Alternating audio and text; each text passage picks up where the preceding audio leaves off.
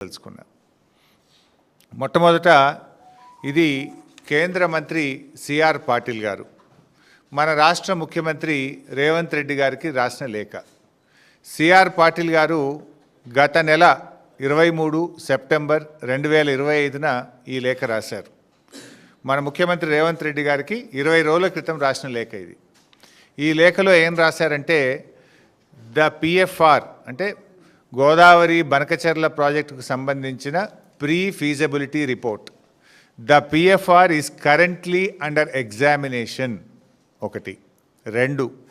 Further the government is in receipt of the consensus raised by the state of Telangana on Polavaram Bankacherla link project and is following due process for techno-economic appraisal of the project.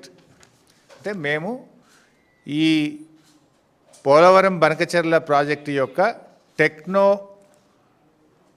Economic appraisal యొక్క process కొనసాగిస్తున్నాము, మేము process చేస్తున్నాము అని ఎవరికి రాసిండ్రు? స్వయంగా మన ముఖ్యమంత్రి రేవంత్ రెడ్డికి రాశారు. ఎన్ని రోజుల కింద రాశారు? 20 రోజుల కింద రాశారు. అంటే 20 రోజుల కింద నీకు ఉత్తరం వచ్చినా ఈ రోజు వరకు రేవంత్ రెడ్డి స్పందించాడు. అసలు ఎట్లా చేస్తారు? అప్రైజల్ అనే కాన్సెప్టే రాకూడదు. ఎందుకు రాకూడదు అప్రైజల్ అనే concept? It is not qualified to examine. మన దేశంలో వరద జలాల మీద డిపిఆర్ల అప్రైజల్ జరగదు. మన దేశంలో ఉన్న సెంట్రల్ వాటర్ కమిషన్ నిబంధనలు కానీ మన రాజ్యాంగం కానీ మన దేశంలో నదీ జలాల పంపిణీ కానీ ఎప్పుడు కూడా నికర జలాల మీదనే జరుగుతుంది. అంటే వరద జలాల మీద అసలు ప్రాజెక్ట్ రిపోర్ట్లే ఉండవు, దాని మీద అప్రైజలే జరగదు. అందువల్ల ఇది వరద జలాల మీద ఎప్పుడైతే ఆంధ్రప్రదేశ్ ప్రభుత్వం సబ్మిట్ చేసిందో this is not entitled for appraisal. అసలు అది క్వాలిఫైయే కాదు.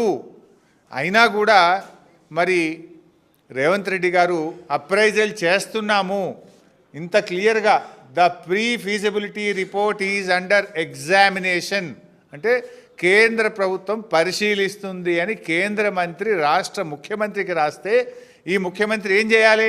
నువ్వు అసలు ఎట్లా ఎగ్జామిన్ చేస్తావు?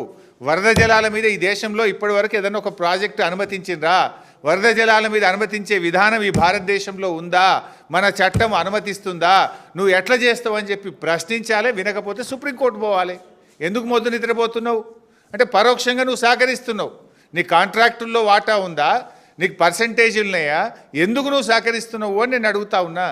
రాష్ట్ర ముఖ్యమంత్రిగా రాష్ట్ర ప్రజల ప్రయోజనాలు కాపాడతావా? నీ స్వార్థం చూసుకుంటావా?